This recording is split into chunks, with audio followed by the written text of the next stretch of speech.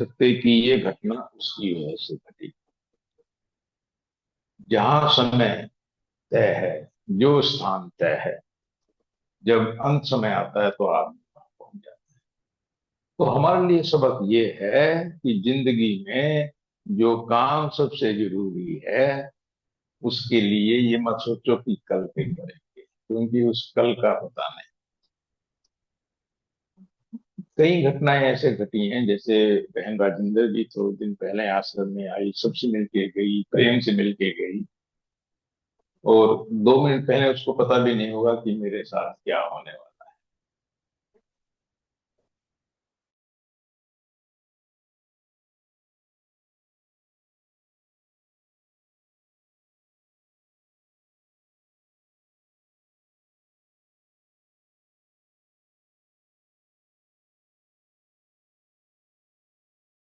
पता ही ना करे जो कुछ हमें करना है।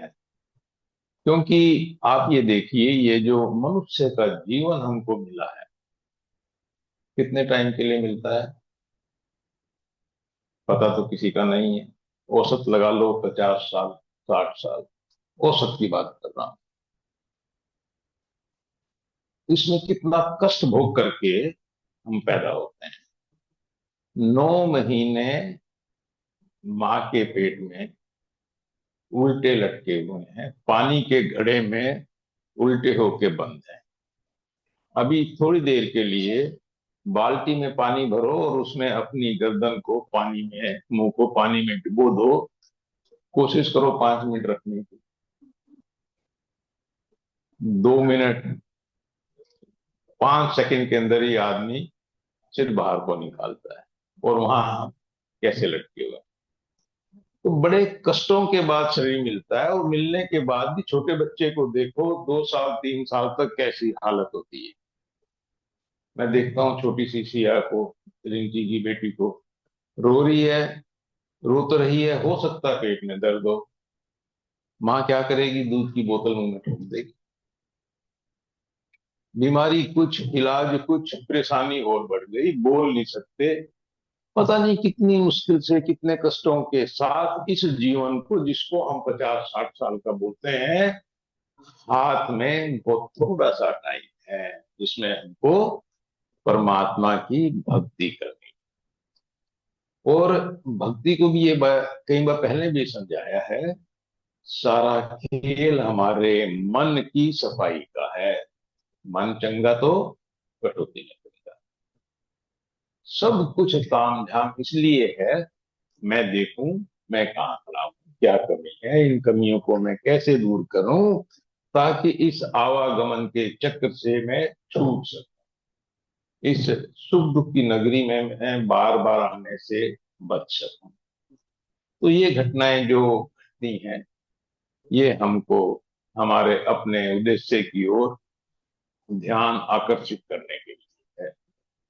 इस दुख की घड़ी में कई सत्संगियों ने सब परिवारों में बैठ करके बड़े ही प्रेम भाव से भजन सिमरन किया, अपनी तरफ से मालिक से अरदास की, बहन राजेंद्र कौर के लिए, पर जो मालिक को मंजूर था होना वही था। गुलाब भाई ने सारी संगत को धन्यवाद कहा, जिन्होंने भी इस दुख की घड़ी में उनका साथ दिया, और आप सबको राधा स्वामी बोले। ये हमारा आपस का प्यार है, हम प्यार सीखने के लिए ही यहाँ पे आए हैं, प्रेम सीखने के लिए ही यहाँ पे आए हैं। प्रेम प्यार का मतलब किसी से नफरत नहीं, किसी से द्वेष नहीं, इन सब चीजों से अपने आप को हम बाहर रखें। ये जो ज्ञान चर्चा का प्रोग्राम है, ये सत्संग से अलग है। किस मामले में अलग है? सत्संग, जैसे पहले भी बताया, मैं बोल रहा हूँ आप सुन रहे हैं, या कोई भी प्रीचर बोल रहा है बाकी लोग सुन रहे हैं, ये अलग इस मामले में है। आप अपनी बात कहिए, उसमें दूसरा सत्संगी कुछ जोड़ेगा कुछ घटाएगा, मैं भी कुछ जोड़ूंगा घटाऊंगा। जब ये चर्चा होगी, हमसे जुड़े हुए मसलों की बात होगी, तो हमको पता चलेगा कि इस मन की सफाई कैसे करनी है। जो मेरी समस्या है वही आपकी समस्या है, हम सब एक साथ हैं। एक भाई ने जब कोई बात बोली तो वो बात उसकी नहीं है, वो बात हम सब की है। तो इसका हम सब लोग फायदा उठाएं, अपनी अपनी बात कहें। किसी की बात को सुन के अगर हमें कोई और चीज याद आती है तो दूसरे लोगों के साथ उसको शेयर करें। इस प्रकार से इस प्रोग्राम को बढ़ाएं। इसमें जितना हम भाग लेंगे, जितना अपनी बात कहेंगे, उतना वो हम सब के लिए फायदेमंद। वन वे कि मैं बोल रहा हूं आप सुन रहे हैं, वो कल के लिए है, कल का सत्संग वो इसी प्रकार से होगा। तो आज के सत्संग में सब लोग जिसको अपनी बात कोई कहनी है वो अपनी बात इस मौके पर कह सकता है।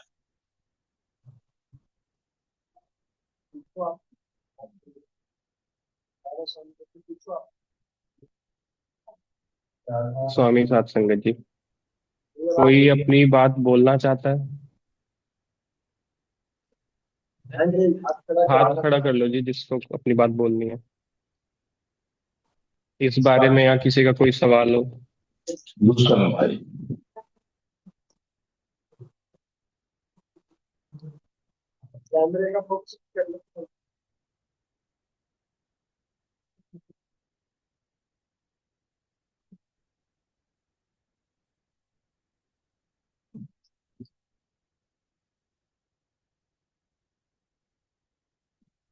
स्वामी जी। राधा स्वामी भाई। जैसे अभी हमने आपने भी बताया, जैसे अचानक ही कई बार इस संसार से कोई इंसान चला जाता है, हमारे बीच में से कई बार चले जाते हैं।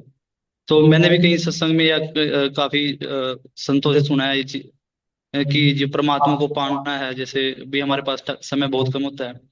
तो मैं जानना चाहता था, जैसे हम अब यंग एज में होते हैं, तो ये जब जैसे हम संसारी काम करते हैं या कुछ भी, या हम कहते हैं कि ये संसार काम करते करते हैं इंसान जैसे भी,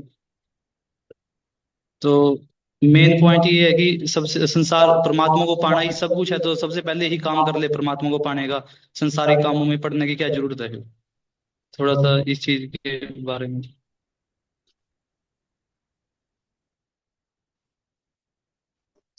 हाँ, आप सबकी समझ में आया भाई ने क्या सवाल पूछा है। उनका सवाल ये है कि जब मनुष्य का जीवन परमात्मा की भक्ति के लिए मिला है और यही इसका मकसद है, तो फिर हम संसार के कामों में क्यों उलझे, केवल एकमात्र वही काम क्यों ना, सब कुछ छोड़ दें।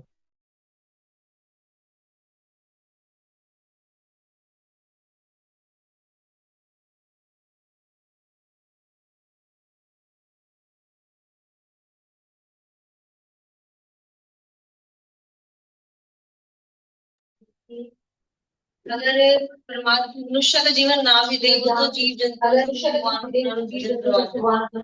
अगर मेरे कर्म ना होते तो मैं माता पिता से न होता, इस परिवार से न होता, इन रिश्तेदारों से न होता, मेरे बच्चे ना होते, क्योंकि मैंने उनका कर्जा खाया है और मुझे वो उतारना है। कर्मा संधा खेत जैसे आप कहते हैं ये है। और ये कर्म हमारे तभी जा पाएंगे जब हम संसार में, अगर हम हथियार डाल के बैठ जाएंगे कि भाई हम तो युद्ध ही नहीं करते, तो हमारे कर्म कैसे कटेंगे? संसार में आए हैं तो इन कर्मों को भोगते हुए भजन सिमरन करना पड़ेगा। और क्योंकि कर्म भी तभी उतरेंगे, आपके बोझ जितने हल्के होते जाएंगे, जिनका कर्जा उतरता जाएगा, आपका ध्यान भी उतना ही। कंसंट्रेशन बनाना बहुत जरूरी है। ध्यान एकाग्रता वो तभी बनेगी जब हमारे ऊपर जितना मैल कम होगा उतना, तभी वो उसका शायद, बाकी आप ज्यादा बेहतर बता पाएंगे क्या।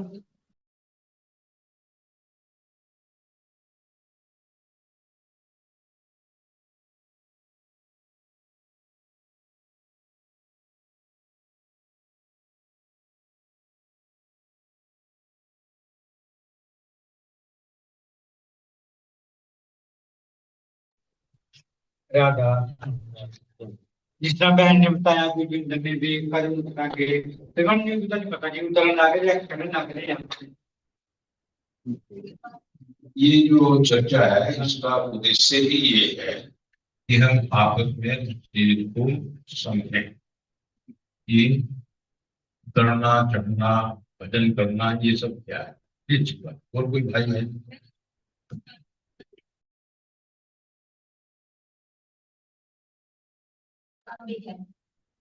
परंतु कर्म उतर रहे हैं या चढ़ रहे हैं ये तो हमें नहीं पता। परंतु आपने एक बात सत्संग में ये कही हुई है कि हम अगर किसी के से हमें लेना है तो हमें ये इजाजत है कि हम उसे माफ कर सकते हैं कि हाँ भाई हम मैं तेरे से नहीं लेता, ये सब मैं छोड़ सकता हूँ। तो अगर ये फॉर्मूला चल रहा है दुनिया के अंदर, तो मतलब मैं अगर मेरे कर्म चढ़ भी रहे हैं, मतलब मैं कर्जा उनसे लेनदार हूँ, तो मैं छोड़ भी सकता हूँ। वो तो पावर भगवान ने मुझे दिया, तो मैं उसका इस्तेमाल कर सकता हूँ। राधास।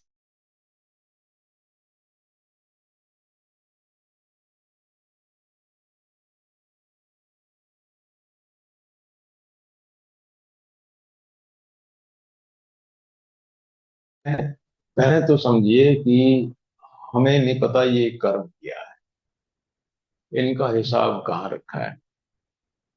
ये समझें कि इस दुनिया में क्या ये बोलते हैं कि हम पैदा हो रहे हैं, मर रहे हैं, पैदा हो रहे हैं, ये साइकिल लगातार चलता है। जन्म मरण।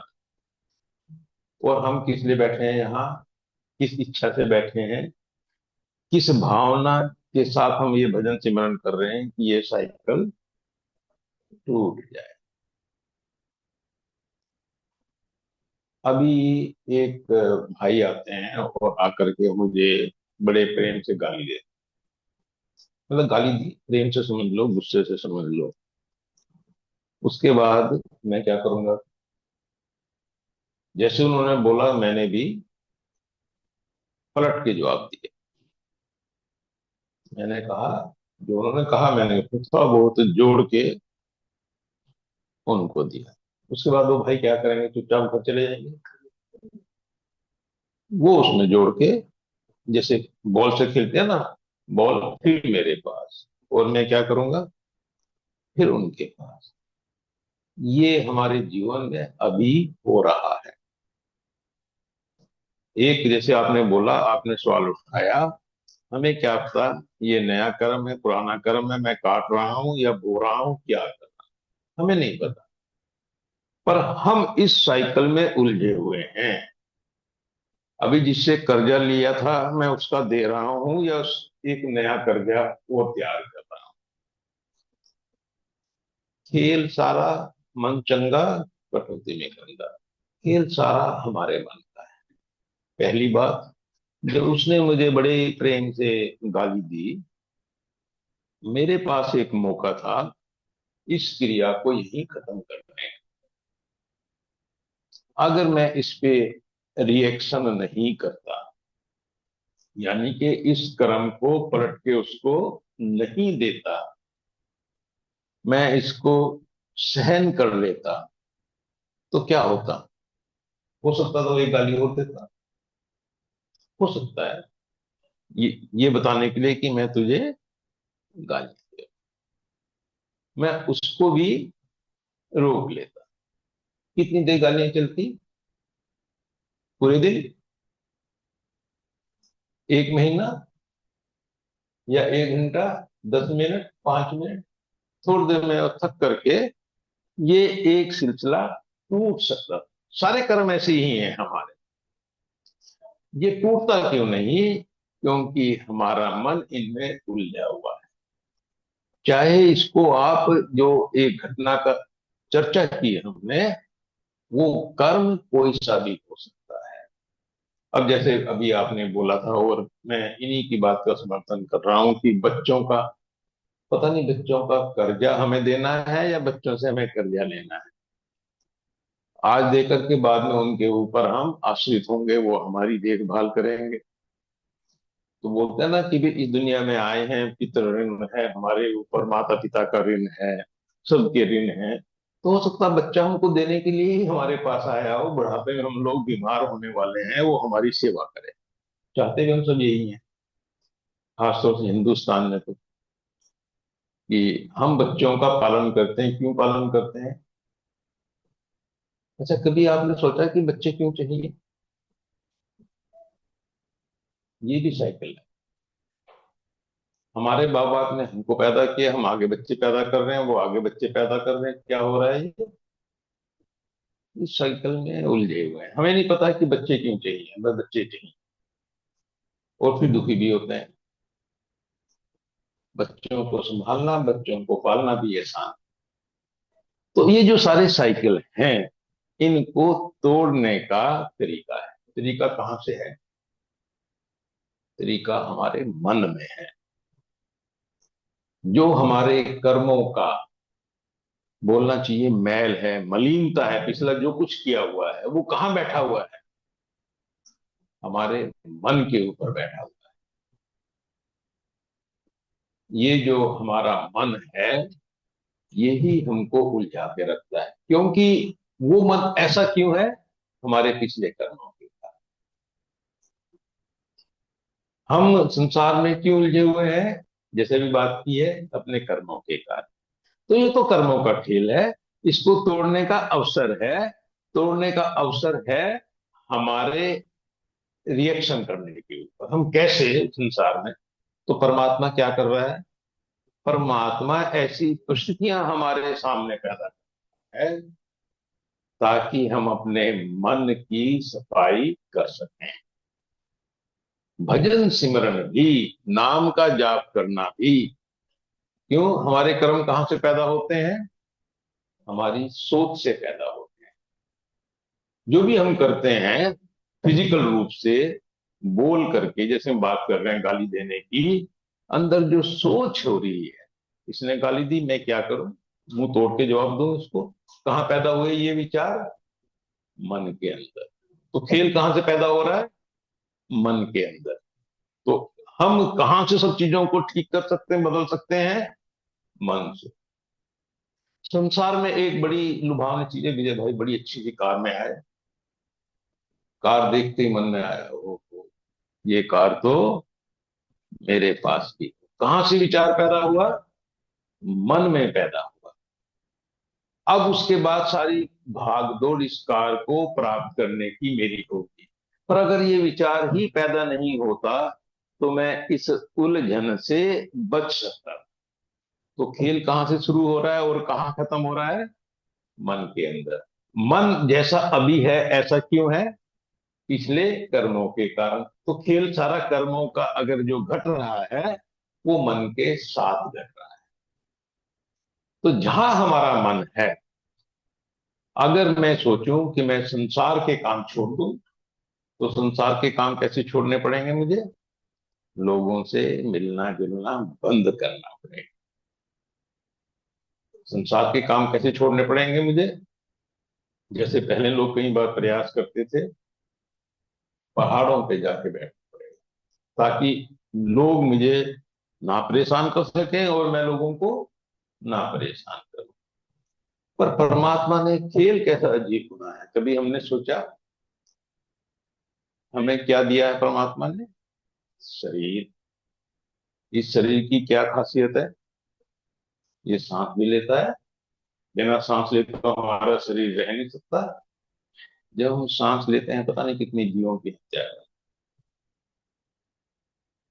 ये जो शरीर है, बिना पानी पिए, बिना खाना खाए रह नहीं सकता है।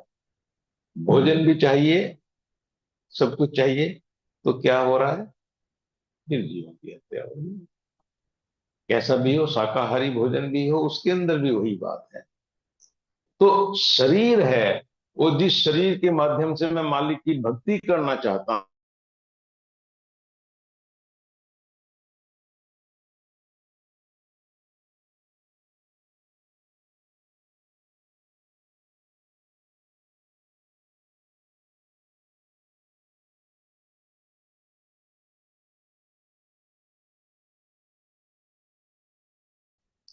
जो संसार को छोड़ने की ना तो आवश्यकता है, परमात्मा ने सिस्टम को बनाया।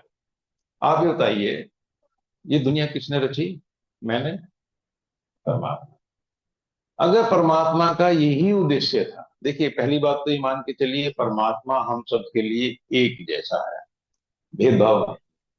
अगर हमारी हालत दूसरे से अलग है तो वो परमात्मा के कारण नहीं है, वो दूसरे के कारण नहीं है, वो मेरे कारण।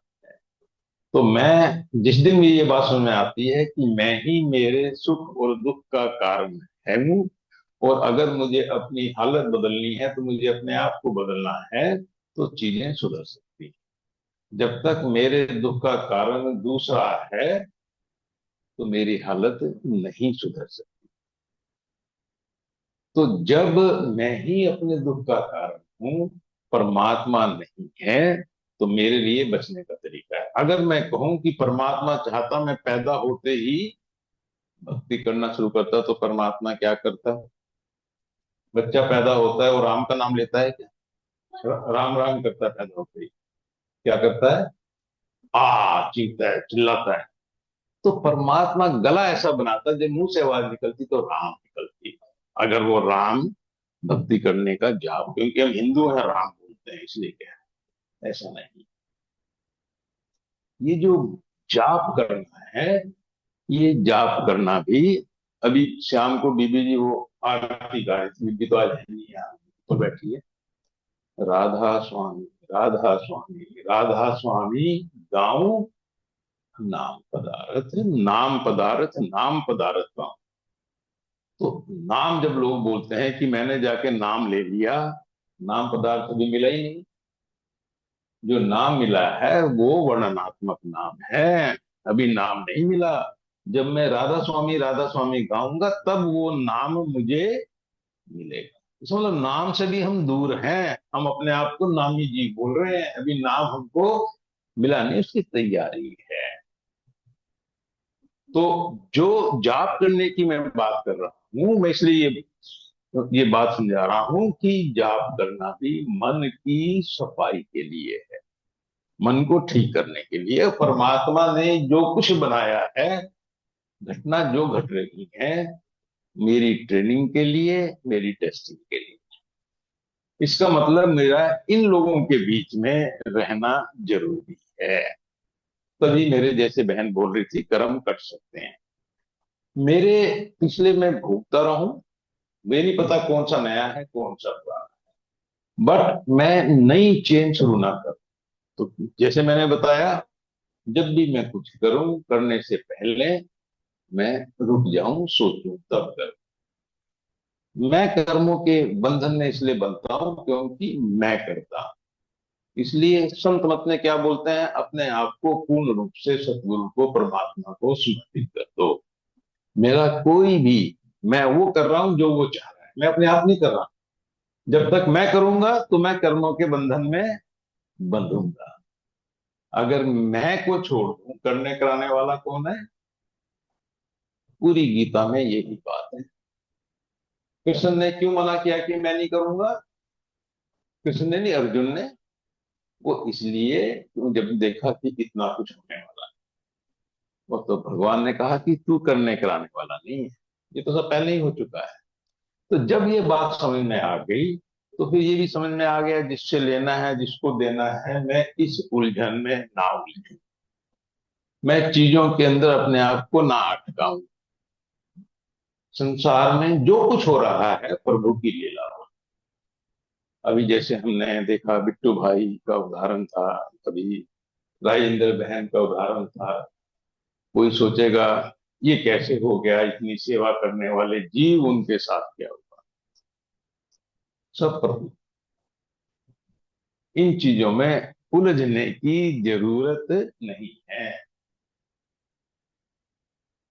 गुलाब भाई ने कहा, जब उस दिन बात की कि गुरुजी बस मेरा साथ उसके साथ नहीं करता। सही बात है। हम जब ये बात समझ जाते हैं कि हम इस रामलीला में छोटे छोटे पात्र हैं, कब किसको स्टेज पे भेजना है, कब किसको स्टेज से उतारना है, वो मालिक का काम है। हम इन चीजों में अपने आप को ना उलझाएं। रंग जो ये लीला हो रही है, इसको देखें और इसका आनंद लें। जो मुझे करना है, अपनी सफाई करना है, अपने आप को निर्मल बनाना है, हमारा ध्यान उस पे हो। वो क्या चीज है, जैसे बार बार आता है, बोलते हैं कि ये प्रेम का मार्ग है।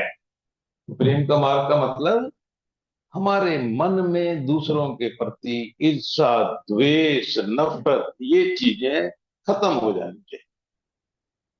हम में से कोई संत नहीं, हम में से कोई साधु नहीं है। एक आदमी, जैसे हम उदाहरण, मैं बार बार उस उदाहरण पे इसलिए आ रहा हूं, एक आदमी ने आके मुझे गाली दी और मेरे अंदर आग ना भड़के, ऐसा हो नहीं सकता। हम सब उसी कैटेगरी में। पर ये आग कब तक भड़केगी? ये भड़कती हुई आग एक सेकंड में खत्म होगी? नहीं भाई नहीं। मुझे नहीं करना, उसने जो इच्छा थी वो उसके हाथ में, उसने किया।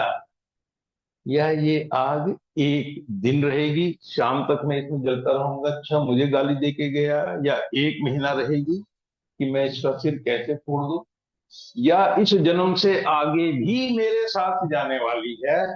ये मेरा कर्म किसके हाथ में है? मेरे हाथ में है कि इसको मैं कितनी जल्दी समाप्त कर दूं, कितनी जल्दी ये समझ जाऊं कि मुझे इसमें नहीं उलझना है, मुझे इससे बाहर निकलना है।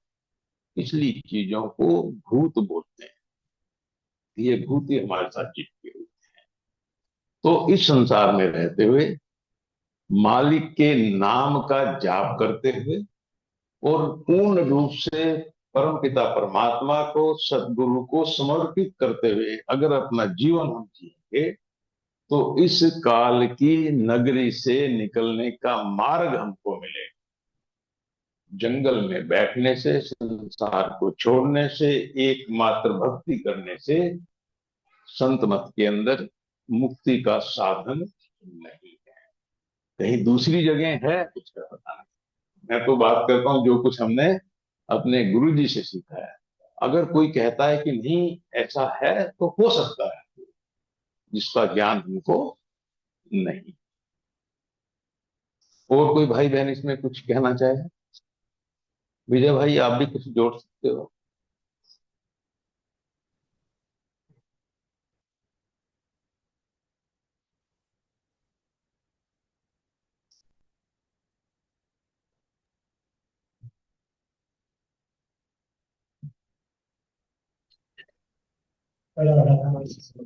राधा।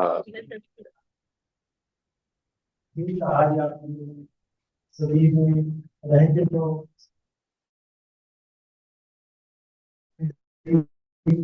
सारी और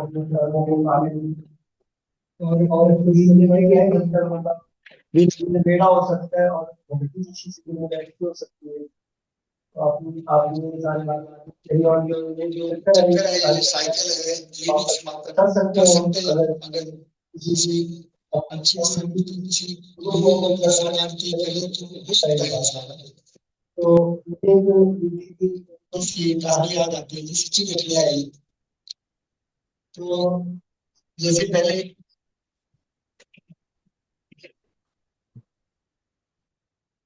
वैसे तो ये बात में सास और बहू की बहुत बार होती है, बार बार सास बहू की बात क्यों होती है? क्योंकि ये सिलसिला चला ही रहा है कई सालों से, सदियों से आप कहते हैं, सदियों से चला रहा है सास बहू। तो एक दीदी को मैं जानता हूँ, तो जैसे चक्कर है टूटने का, अभी तो तोड़ सकते हैं इस चक्कर को। उस दीदी की जो सास है वो थोड़ा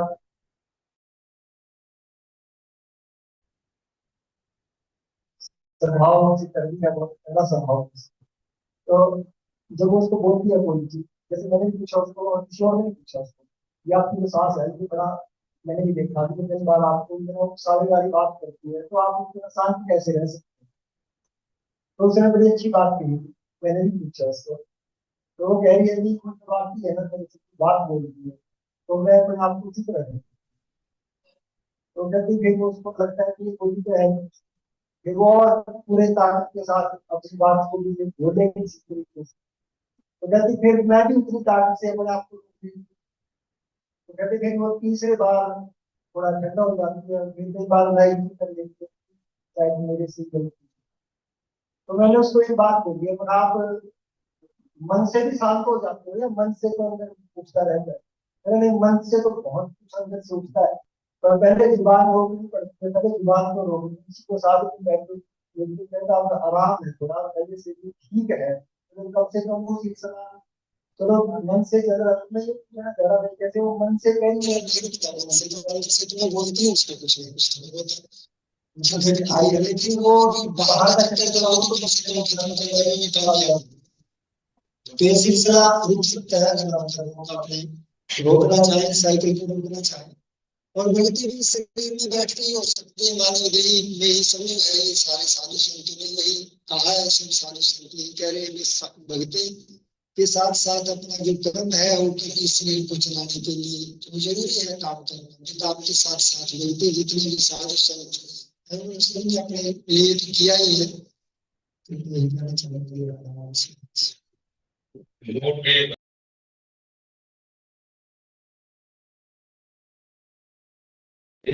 कटे नाम प्रताप। ये जो टाइम होते हैं सब बोल दो। अभी दो बो को दे दो। राधा स्वामी भैया मेरे साथ ही होते हैं, मैं सोचती हूँ खूब कि भाई कोई मेरे को जवाब दे, मेरा बोर्ड पर भाई मैं तो उस टाइम फेल गया। करने के बाद भी मैं रुक नहीं पाती, मतलब कुछ ना कुछ के बोलना ही जाता है। तो इससे कैसे बचे? मतलब जब टाइम आता है ना तो हम फेल है, रुक नहीं पाते। हम सब एक ही नाव के सवार हैं सारे के सारे। हाँ बोलो। तो प्रश्न कुछ और था। अच्छा अभी फिर आकर रुको। देखो जैसे मैंने बताया कि मैंने खाली बोला थप्पड़ नहीं मारा, हाथ को रोक लिया एक काम, खाली मुंह तक मामला था, फिर मुंह को भी रोक लिया। अंदर आग लगी थी। जैसे मैंने बताया जो अंदर की मेरे आग है ये कितनी देर है।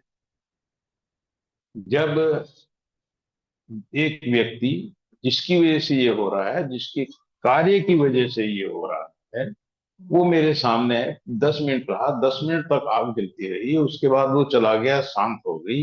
एक दूसरी सिचुएशन, वो आया, उसने बोला आग लगी, मैंने ठंडा कर लिया, उसने दोबारा से बोला आग लगी, फिर मैंने ठंडा कर। तो इसलिए मैंने बोला कि ये आग मेरे अंदर कितनी देर जली उसका उतना ज्यादा असर। जो मैं कर रहा हूं, मैंने बोलना बंद कर दिया, अंदर से मेरे तपस है, कर्म तो मेरा उससे भी बन रहा है।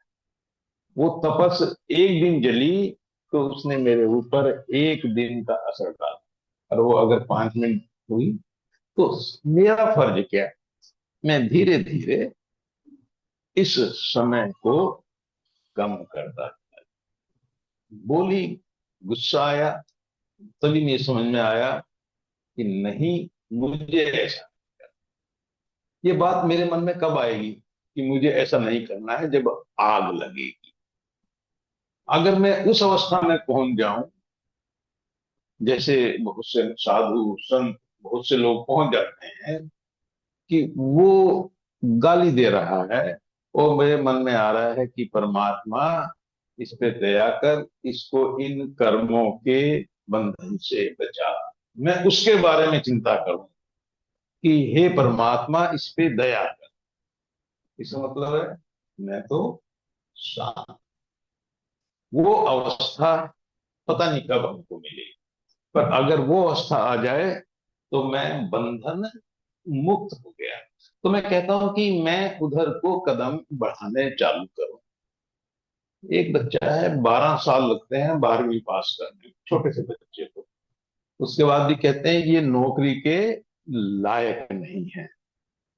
कितनी मेहनत करनी पड़ेगी हमें कि जो मन के ऊपर मैल चढ़ी है जन्मों जन्मों की, हम ये उम्मीद करें कि अभी खत्म हो जाएगी। प्रयास करना आरंभ करें, उसका नतीजा भी धीरे धीरे मिलना शुरू होगा। ये एक दिन की लड़ाई नहीं, एक महीने की लड़ाई नहीं, एक महीने की जन्मों जन्म की लड़ाई है। और मन की निर्मलता, नाम प्रताप, परमानेंट नहीं। हमने देखा कितने साधु महात्मा हैं, बहुत अच्छी हालत में हैं, और जैसी सिचुएशन बनी उनका पतन हो गया किसी भी प्रकार से। तो ये समस्या सबके साथ है। इस संसार में सिस्टम ही ऐसा बना है, हर समय हमारे चारों तरफ इस प्रकार के प्रलोभन हैं जो हमको वापिस इस संसार के माया जाल में खींचने के लिए बैठे हैं।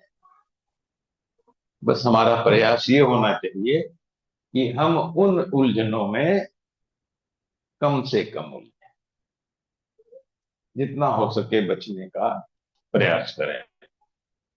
उसके लिए कहा, मोटे बंधन जगत के गुरु भक्ति से। गुरु भक्ति क्या है? गुरु की टांगे नहीं दबानी, समर्पण। गुरु भक्ति ही तो है, भरोसा, विश्वास, समर्पण। मैं नहीं हूं, सब कुछ तू है। अगर मैं नहीं, सब कुछ वो है, और काम वो हो जो मेरी इच्छा के हैं, फिर वो नहीं है, फिर मैं। मेरे जीवन में कुछ भी हो जाए और मेरा भरोसा ना डिगे, ये गुरु भक्ति है। तो संसार के बंधन, जब मैं हुई नहीं तो संसार में मेरे बंधन बंधेंगे, तो मोटे बंधन अपने आप कटेंगे। मन की जो मैल है, उसके बाद वो भजन सिमरन करने से, नाम के प्रताप से अपने आप ही धीरे धीरे समाप्त होती चली जाए। अब अगला प्रश्न ले लें।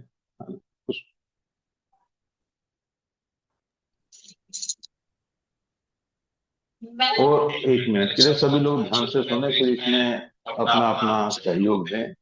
कहीं नींद में ना हो, क्योंकि रात का समय है, नींद की आती है। कितने लोगों को वैसे जब ये प्रोग्राम चलता है, क्योंकि तुम पास पास बैठे हैं, एक दूसरे की बात सुन रहे हैं, देख भी रहे हैं, देखो इसका प्रभाव अलग है, और जब अपने अपने मोबाइल पे बैठे हैं उसका प्रभाव अलग है। तो फिर भी कितने लोगों को नींद आती रहती है उस टाइम जो यहाँ बैठे? इसमें नहीं आती? चलो फिर नींद नहीं आती किसी को, जाग रहे हैं सब लोग। मेरा ये प्रश्न था पिताजी, जैसे कर्मों के ऊपर बात चल रही थी कि भाई कर्म बन गए या कर्म घट गए।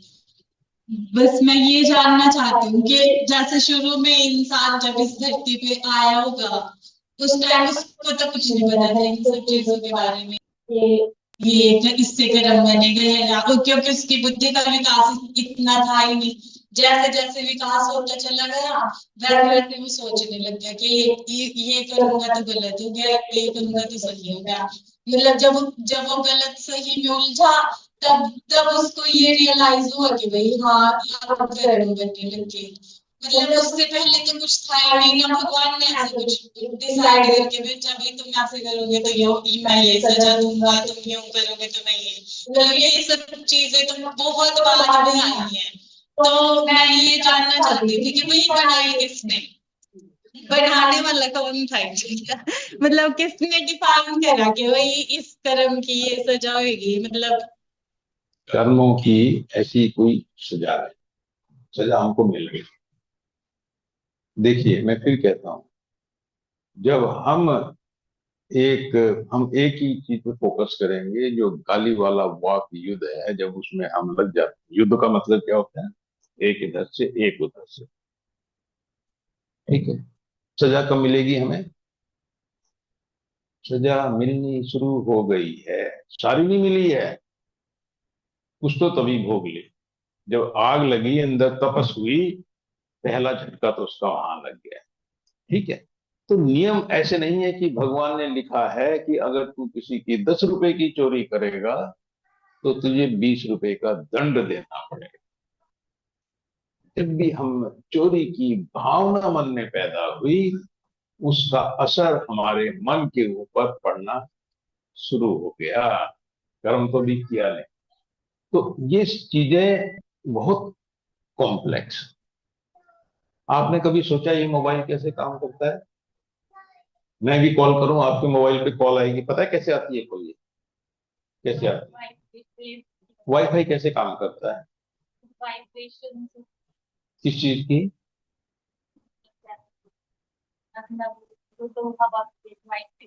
इस फोन के माध्यम से जब फ्रीक्वेंसी है एक, वो सेट करी। इस फोन के माध्यम से आप तक कैसे पहुंचे? जब मैं व्हाट्सएप में आपसे कॉल करता हूँ, आपको पता है आपकी आवाज कहाँ तक जाती है पहले? इसमें घूमती है। मेरे काम है सर्वर रखते हैं, वहां हाँ तक जी। जा रही है। वहां तक कैसे पहुंच रही है यहाँ से? कैसे फ्रीक्वेंसी जा रही है वहां तक? फ्रीक्वेंसी क्या है? फ्रीक्वेंसी को चलने के लिए ऊर्जा। मम्मी जो ऐसे वो करती है। अच्छा ये बताओ, ये एनर्जी वेव फॉर्म आदमियों को आज से 200 साल पहले भी पता था। फोन कब बने? फोन तो भी आई है पिछले से। जो चीज आज के बाद आने वाली है वो पता है, उसको बनेगी कैसे, उसका जो कॉम्प्लेक्स प्रोसेस में नहीं पता, हमारी समझ में नहीं आ रहा है। उस फोन के अंदर ही इतनी चीजें जो हमको नहीं पता है। आप चल रहे हो या आप बैठे हो, इससे पता है कि आप कदम चल रहे हो या वैसी टांग हिला है। अब ये घड़ी है, सुबह उठ के मैं देखता हूँ, ये बताती है कि रात को नींद कैसी थी। तो मुझे बताती है कि आपकी नींद, जितने लोग उस ऐप से जुड़े हैं उनके अंदर मैं 90% पे खड़ा हूँ, 40% पे खड़ा हूँ। कैसे पता चला? पता नहीं किसने क्या किया। तो जो पीछे का रूटीन है, अंदर का जो सिस्टम है, मुझे समझने की जरूरत है। मुझे ये पता है कि इसका नतीजा ये है, ये फोन मुझे जोड़ देगा दूसरे के साथ। उसके पास होना चाहिए कोई सही फोन। व्हाट्सएप से कॉल कर रहा हूं तो उसके फोन पे अगर व्हाट्सएप है, इतना समझना मेरे लिए जरूरी है। तो जैसे आपने कहा फोन पे व्हाट्सएप हो, कहीं वो चाहे डेटा पैक से चाहे वो वाईफाई से जुड़ा हो, इतना समझ गया। मुझे फोन की वर्किंग समझने की जरूरत नहीं। ये दुनिया है। जब पहली बात है, जब दुनिया समझते हैं, हमारा ध्यान इस पृथ्वी के ऊपर है, हमको इस पृथ्वी से बाहर का पता ही नहीं है, तो हम कहते हैं इस पृथ्वी के ऊपर। हमारा ज्ञान सीमित है जो हम देख रहे हैं। जैसे आपने कहा जब पहली बार, तो पहली बार पैदा हुए मतलब हम इस जन्म की बात कर रहे हैं या हम बात कर रहे हैं पहले जन्म? पहले जन्म में हम पत्थर, बुद्धि का विकास नहीं हुआ। जैसे बोलते हैं इतनी योनियां हैं, बुद्धि नाम मात्र की। मनुष्य में सबसे ज्यादा बुद्धि। इसीलिए आपने देखा है कि जब मनुष्य का बच्चा पैदा होता है और एक भैंस का बच्चा पैदा होता है, दोनों में क्या अंतर है? भैंस के बच्चे को चलने में कितने साल लगते हैं पैदा होने के बाद?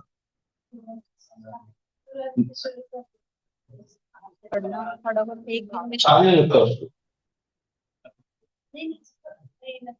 नहीं लगता। और वो बच्चा घूम रहा है, देखो गुडली, 1 साल लग जाएगा उसको ढंग से चलने में।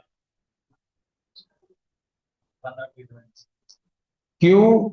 क्योंकि परमात्मा ने सिस्टम ऐसा बनाया, इसको दिमाग चाहिए, दिमाग का विकास हो रहा है।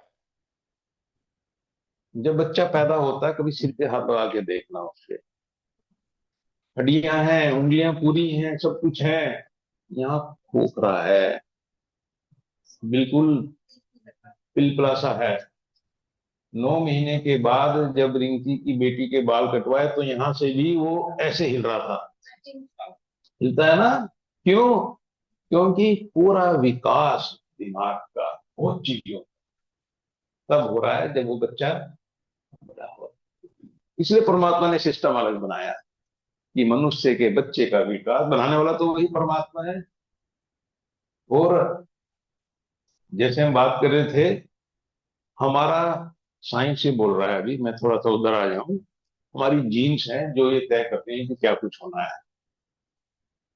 ठीक है, मेरी आंखों का रंग कैसा होगा मेरी जीन्स बता रही है। ठीक है, ठीक है, कहाँ से आई है? मेरे पूर्वजों से आई है। ज्यादातर गुण हमारे पूर्वजों से आए। ठीक है, जब मैं छोटा था, मैं बाबा जी, मैं बैठक में खड़ा था तो एक बुढ़ा सा आदमी अपने गांव का बोलने लगा, तू बिल्कुल अपने परदादा जैसा दिखता है। जी मैंने तो देखा है। ठीक है ना? तो कुछ ना कुछ हाव भाव, गर्दन मटकाना, सब कुछ कुछ जैसा रहा हो। जीन्स, जीन्स से हम बहुत नियंत्रित हो रहे हैं। मेरी जीन्स और एक चावल है, उसकी जीन्स।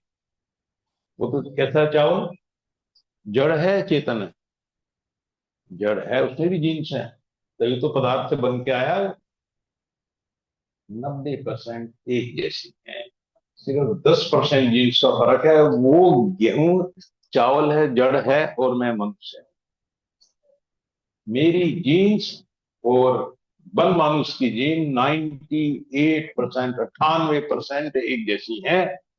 कार्य में कितना अंतर है, मुझे कितना परमात्मा ने ताकत दी है, मौका दिया है, अवसर दिया है, उसके पास है। तो हम कैसे इस अवस्था तक पहुंचे, ये पूरी प्रक्रिया समझने के बजाय मैं ये समझने का प्रयास करूं कि मैं जहां खड़ा हूं, मैं इससे लाभ कैसे उठाऊं। मैं ये नहीं कह रहा हूं कि आप उसको ना उलझें, मैं कहता हूं कि मेरे लिए क्या लाभप्रद है। मैं ट्रेन में बैठने से पहले ये ना सोचूं ये ट्रेन चलेगी कैसे, पटरियों पे कैसे दौड़ेगी, इसके इंजन को ये चल पाएगा नहीं चल पाएगा, क्या सिस्टम है, ये तो कोयले वाला इंजन लगा है या बिजली वाला।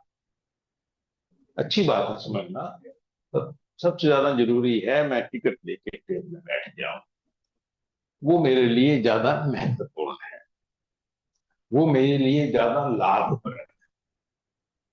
ये मेरा ऐसा सोचना है। इसलिए संतों ने कहा बाकी सब कुछ प्रभु की लीला। ये मोबाइल कैसे काम करता है, प्रभु की लीला। यही अंतर है कि चीजों में उलझाने के बजाय उसको सुलझाने का प्रयास किया है।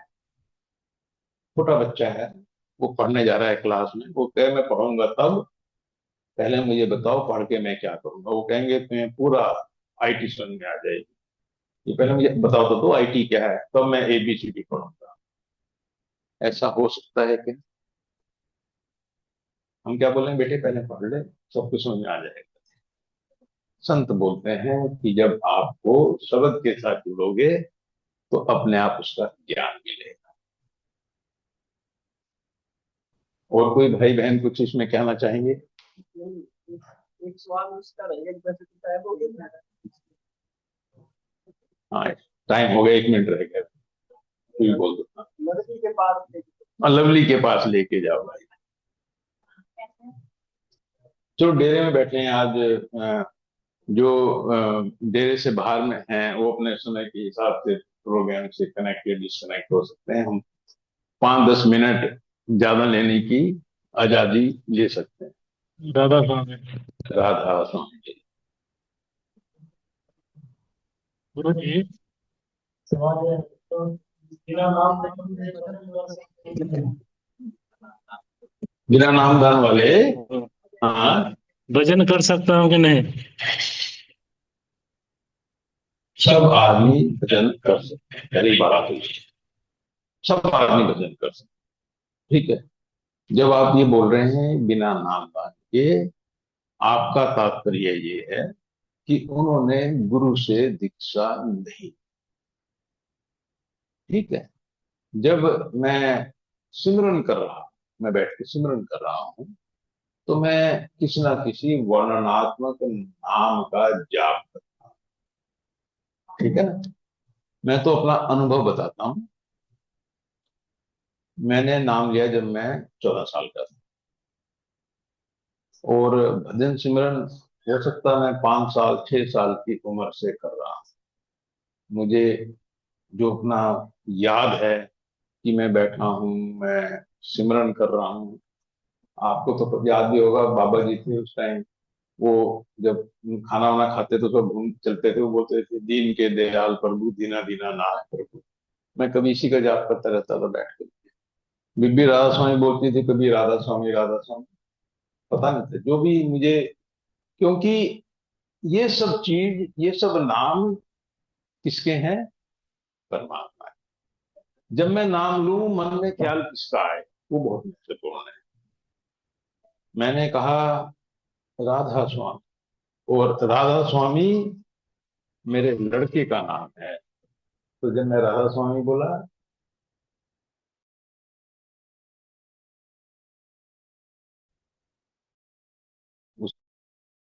उसकी याद आई। राधा राधा कहा लड़की, मैं जाप करूं और मन में जो तस्वीर बने, मन में जो एकाग्रता हो परमात्मा की हो, तो मेरा काम बनेगा। तो बात यह है जो आपका प्रश्न है कि मैंने दीक्षा नहीं ली, तो क्या मैं जाप कर सकता हूं? आप जाप कर सकते हैं। बट अगर आपको एक गुरु मिल जाए तो वो आपको इस रास्ते की सारी उलझन और सुलझन, उनमें वो आपके साथ खड़ा है, आपको बताने के लिए क्या करना है, किस समय तक करना है और कब इसको छोड़ देना है। इसलिए गुरु होने का लाभ है। कोई ऐसा नहीं है। अब मंत्र है, जैसे हमारा 5 शब्दों का मंत्र है। मंत्र तो आप नेट पे डालो, नेट पे मिल जाएगा। अगर जब उसका आप जाप करोगे, वो लाभ और एक गुरु से वही मंत्र, अलग मंत्र नहीं है, वही मंत्र लेके उसका जाप करेंगे, दोनों में लाभ में अंतर है। तो आप निश्चित तौर से आप बिना नाम लिए सुमरन कर सकते हो, जाप कर सकते हो। थोड़ी सी बात मैं और कर दूं, क्योंकि आपने सुमरन और जाप नहीं बोला, आपने बोला कि क्या मैं भजन कर सकता हूं। भजन 2 शब्दों में प्रयोग होता है हमारे यहाँ सत्संग में। हम अपनी बात करते हैं, बाकी क्या करते हैं उसका पता नहीं। एक प्रयोग करते हैं हम जब हम शब्द गाते हैं कि कौन कौन भजन गाएगा भाई आज, तो वहां हम भजन शब्द का प्रयोग करते हैं। तो वहां हम जो भक्ति के गीत हैं, हम उनको क्या बोलते हैं कई बार, आज शब्द कौन कौन गाएगा। ये शब्द वो नहीं है जिसकी महिमा गुरु ग्रंथ साहब में है। शब्दे धरती शब्दे आकाश, शब्दे शब्द भया प्रकाश। वो शब्द, वो जो शब्द हम गा रहे हैं, एक असलियत है और एक असलियत की तरफ इशारा। ऐसे ही जो भजन, अब जैसे आपने कहा कि मैं भजन कर सकता हूं या कोई भजन कर सकता है, वो सिमरन से जुड़ा है। जब हम कहते हैं भजन करना है, मतलब उस शब्द के साथ, शब्द को सुनना ही भजन है। शब्द कौन सा? जो परमात्मा की ध्वनि हर व्यक्ति के अंदर लगातार हो रही है, उस उनको सुनना, उसके साथ जुड़ना, उसी को हम आम भाषा में राधा स्वामी कहते हैं। सूरत शब्द योग है, ठीक है। बट मैं ये समझाऊं कि भजन से मतलब आपका सुमरन से था, पर भजन का असली मकसद होता है उस शब्द के साथ जोड़ना। कौन से शब्द के साथ? वो नाम क्या है। इसीलिए गुरु की जरूरत है। गुरु ये सब चीजें हमको बताता है, भूल गए फिर बताता है, और शब्द रूप में, आंतरिक रूप से भी हमारी मदद करता है। कोई और भाई बहन कुछ इसमें जोड़ना चाहे?